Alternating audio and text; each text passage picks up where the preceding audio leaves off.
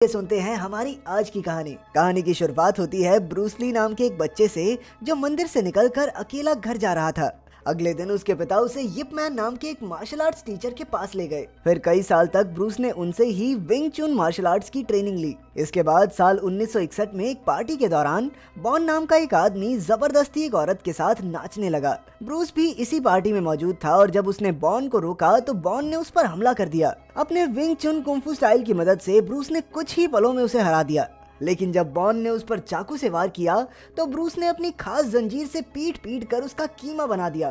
तभी अचानक पुलिस की आवाज सुनाई दी और ब्रूस वहां से भाग निकला। जैसे ही वो घर पहुंचा तो उसके पिता ने उसे बहुत पीटा क्योंकि उसकी वजह से बॉन को हॉस्पिटल में दाखिल होना पड़ा और अब पुलिस उसे हर जगह ढूंढ रही थी। आखिरकार ब्रूस की सुरक्षा के लिए ली ने उसे रातों रात अमेरिका भेजने का फैसला किया। उसने ब्रूस को कुछ पैसे दिए और जहाज में अमेरिका के लिए रवाना कर दिया। जब ब्रूस सैन फ्रांसिस्को पहुंचा तो उसने बर्तन धोने के काम से शुरू किया, लेकिन यहाँ भी उसने अपनी मार्शल आर्ट्स की ट्रेनिंग जारी रखी।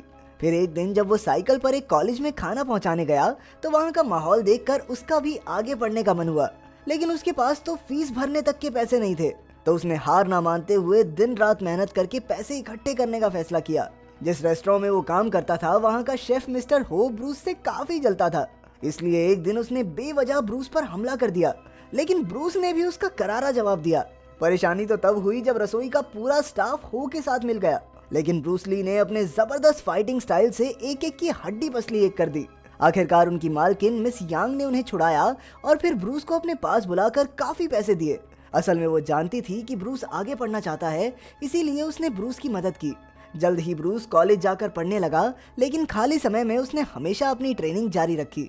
एक दिन जो नाम के लड़के और उसके साथियों ने ब्रूस को देखा तो जो उस पर अपनी ताकत की धौंस जमाने लगा। तब ब्रूस ने उसे एक मुकाबला करने को कहा और जो ने घमंड में आकर हाँ कह दी। फिर मुकाबला शुरू हुआ, लेकिन काफी कोशिश के बाद भी जो ब्रूस को छू तक नहीं पाया। जल्द ही जो के साथियों ने एक साथ उस पर हमला बोल दिया, लेकिन उन्हें हराना ब्रूस के बाएं हाथ का खेल था। आखिरकार जब वो बाहर निकला तो बेनी और टैड नाम के लड़के उसके पास आए और कहा कि वो भी विंग चुन फाइटिंग स्टाइल सीखना चाहते हैं। जल्द ही ब्रूस कॉलेज के मैदान में उन्हें विंग चुन के गुर सिखाने लगा और तभी लिंडा नाम की एक लड़की उसके पास आई। असल में वो भी मार्शल आर्ट सीखना चाहती थी। कुछ ही दिनों में वो सब इकट्ठे ट्रेनिंग करने लगे और देखते ही देखते ब्रूस को लिंडा से प्यार हो गया। उसने लिंडा को अपनी गर्लफ्रेंड बनने को कहा और फिर रातों रात उन दोनों ने बाहर डिनर करने का प्लान बनाया। जल्द ही वो दोनों बातें करने लगे और ब्रूस ने उसे बताया कि वो अमेरिकन लोगों को चाइनीज सभ्यता के बारे में सिखाना चाहता है। फिर कुछ दिन बाद वो लिंडा को एक खास जगह पर लेकर आया।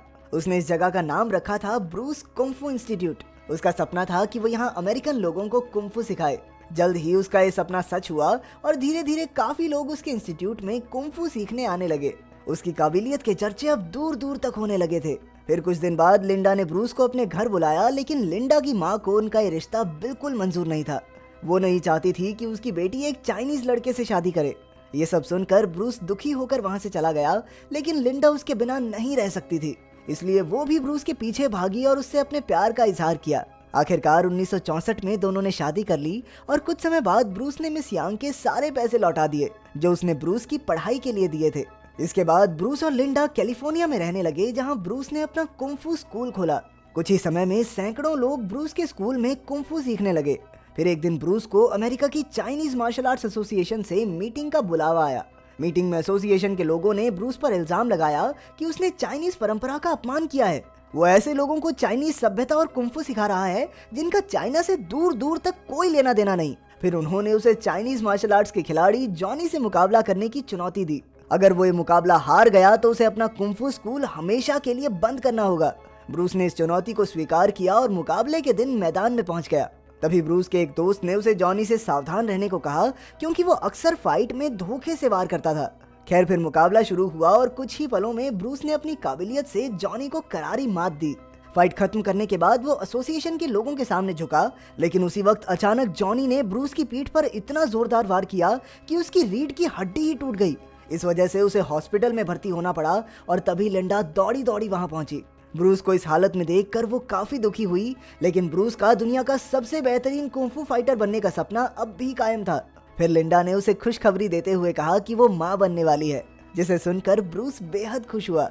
अब रीढ़ की हड्डी में प्रॉब्लम होने की वजह से उसका लेटे रहना तो जरूरी था, लेकिन इसी दौरान कई महीनों तक कड़ी मेहनत करके उसने एक नया कुंफू स्टाइल बनाया जिसका नाम था जीट कुंडू। कुछ समय बाद लिंडा ने एक लड़के को जन्म दिया। ब्रूस भी बहुत खुश था और उसने अपने बेटे का नाम ब्रैंडन ली रखा। हालांकि अपनी रीढ़ की हड्डी में चोट की वजह से वो अभी तक व्हील चेयर पर था, लेकिन वो पूरा जोर लगाकर उठा और अपने बेटे को गोद में ले लिया। फिर 1 महीने बाद ब्रूस के नए कुंफू स्टाइल जीट कुंडू पर एक किताब छपी, जिसे देखकर ब्रूस और लिंडा की खुशी का तो ठिकाना ही नहीं था। जल्द ही लिंडा की माँ ने भी उन्हें अपना लिया और वो अक्सर ब्रैंडन से मिलने आने लगी। कुछ ही समय में ब्रूस फिर से हट्टा कट्टा हो गया और फिर उसने कॉलेज में जाकर लोगों को अपनी इस नई तकनीक के बारे में बताया। उसने ऐलान किया कि अपनी इस तकनीक की मदद से वो किसी भी फाइटर को 60 सेकंड में चित कर देगा। तभी भीड़ में से जॉनी ने फिर से ब्रूस को मुकाबले के लिए ललकारा। लिंडा ने ब्रूस को ये फाइट लड़ने से मना किया कि अभी तो ठीक हुए हो, पागल हो क्या। लेकिन अगर ब्रूस ली नहीं लड़ा तो लोग कहेंगे कि वो डर गया या उसके कुंफू स्टाइल में कोई दम ही नहीं है। इसीलिए ब्रूस को जॉनी से लड़ने के लिए रिंग में उतरना पड़ा। अब जॉनी जानबूझकर बार बार ब्रूस की रीढ़ की हड्डी पर हमला कर रहा था, लेकिन ब्रूस ने हार नहीं मानी और अपने दमदार हमलों की मदद से 60 सेकंड के अंदर अंदर जॉनी को हरा दिया। इसी जीत के साथ उसने पूरी दुनिया के सामने अपने इस नए फाइटिंग स्टाइल को साबित कर दिया। तभी बिल नाम का एक प्रोड्यूसर उसके पास आया और उसे अपनी फिल्म में काम करने का ऑफर दिया, क्योंकि वो ब्रूस के हुनर से काफी प्रभावित था। आखिरकार ब्रूस ने हाँ कर दी और फिर शूटिंग के दौरान उसने बेहद खतरनाक स्टंट किए, जिसे देखकर सब हक्के बक्के रह गए। जल्द ही फिल्म पूरी हो गई और फिर रैप अप पार्टी में ब्रूस और लिंडा नाच रहे थे। इस दौरान लिंडा ने बताया कि वो फिर से मां बनने वाली है। ये सुनकर ब्रूस की खुशी दोगुनी हो गई, लेकिन तभी बिल ने आकर कहा कि कुछ कारणों की वजह से ये फिल्म रिलीज नहीं होगी। ये सुनकर ब्रूस का दिल टूट गया और वो अपनी पत्नी के साथ घर वापस लौट आया। फिर कुछ दिन बाद ब्रूस को खबर मिली कि उसके पिता का देहांत हो गया, जिसके बाद उसने तुरंत हांगकांग जाकर उनका अंतिम संस्कार किया। खैर कुछ दिन बाद ब्रूस अमेरिका लौटने के लिए निकल पड़ा, पर तभी अचानक फिलिप नाम का एक प्रोड्यूसर उससे मिलने आया। फिलिप उसके कुंफू से इतना प्रभावित हुआ कि उसने ब्रूस को अपनी नई फिल्म बिग बॉस में हीरो का रोल दे दिया। थोड़ा सोचने के बाद ब्रूस राजी हो गया और थाईलैंड जाकर शूटिंग करने लगा। लेकिन वहां उसे पता चला कि जॉनी का छोटा भाई लूक भी इस फिल्म का हिस्सा है। लूक के मन में अपने भाई की हार का बदला लेने की आग जल रही थी, इसीलिए उसने एक फाइटिंग सीन के दौरान ब्रूस पर असलियत में हमला कर दिया। आखिरकार ब्रूस को भी खुद को बचाने के लिए उससे लड़ना पड़ा और अपने ब्रूस ली ने कुछ ही देर में उसकी गेम बिठा दी। जल्द ही फिल्म खत्म हुई और उसने हांगकांग लौटकर देखा कि लिंडा उसके दोनों बच्चों के साथ वहीं आ गई थी। उन्हें देखकर ब्रूस बेहद खुश हुआ और वो उन्हें जहाज में घुमाने ले गया। फिर लगभग 1 साल बाद बिग बॉस थिएटर्स में लगी और तब ब्रूस और लिंडा भी चुपके से इस फिल्म को देखने गए। वो दोनों फिल्म खत्म होने से पहले ही निकलने वाले थे कि अचानक लोगों ने ब्रूस को पहचान लिया और उसे कंधों पर उठा लिया। उसका हुनर और काबिलियत देखकर लोग बेहद खुश थे और जल्द ही हांगकांग में वो एक जाना माना सुपरस्टार बन गया। अब वो हर साल धमाकेदार फिल्म्स बनाकर अपनी ऑडियंस को खुश करता और जल्द ही पूरी दुनिया में उसकी वाहवाही होने लगी। ऐसे ही एक दिन वो एक फिल्म लिख रहा था कि अमेरिका से बिल उससे मिलने आया। वो चाहता था कि ब्रूस ली उसकी अगली फिल्म ड्रैगन का हीरो बने। इधर हांगकांग में वो ज्यादातर समय फिल्मों की शूटिंग में ही मशगूल रहता था, इसीलिए वो अपने परिवार को भी समय नहीं दे पा रहा था। इसी वजह से लिंडा ने अपने बेटों के साथ अमेरिका लौटने का फैसला कर लिया।